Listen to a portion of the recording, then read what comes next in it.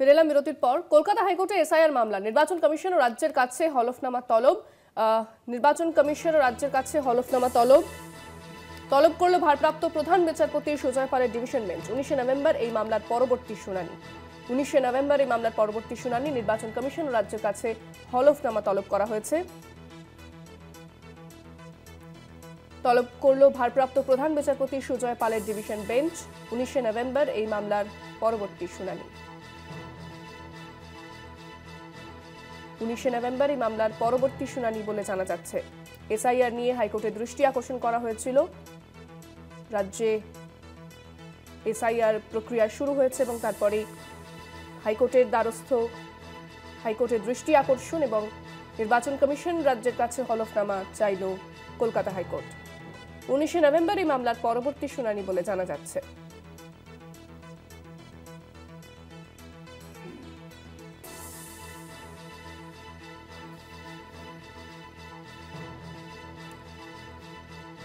কলকাতা হাইকোর্টে এসআইআর মামলা,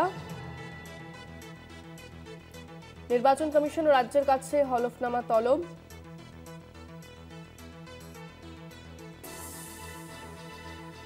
করল ভারপ্রাপ্ত প্রধান বিচারপতি সুজয় পালের ডিভিশন বেঞ্চ। 19 নভেম্বর এই মামলার পরবর্তী শুনানি।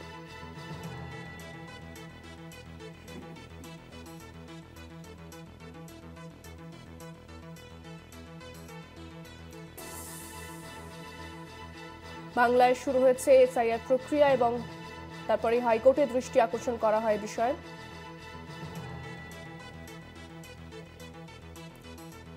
নির্বাচন কমিশন এবং রাজ্যের কাছে হলফনামা চেয়েছে কলকাতা হাইকোর্ট।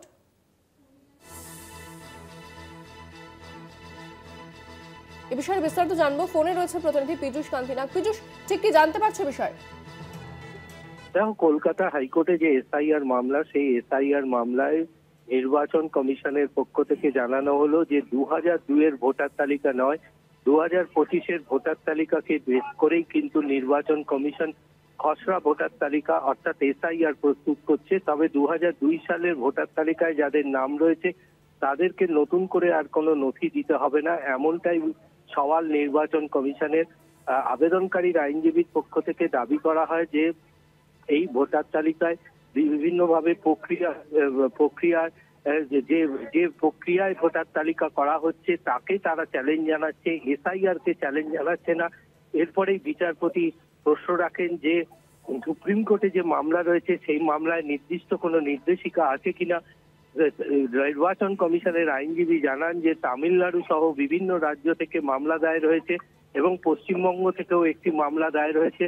যদিও কোনো নির্দিষ্ট নির্দেশিকা নেই, তাই ভারপ্রাপ্ত প্রধান বিচারপতি নির্দেশ জারি করেছেন এই মামলার সঙ্গে সংযুক্ত রাজ্য সরকার এবং জাতীয় নির্বাচন কমিশনকে একটি শর্ট রিপোর্ট লিখিত আকারে দিতে হবে। আগামী 19 নভেম্বর মামলার পরবর্তী শুনানি গ্রহণ করবে ভারপ্রাপ্ত প্রধান বিচারপতি ডিভিশন বেঞ্চ। ধন্যবাদ পীযূষ। কথা বললাম প্রতিনিধি পীযূষ কান্তি নাগের সঙ্গে।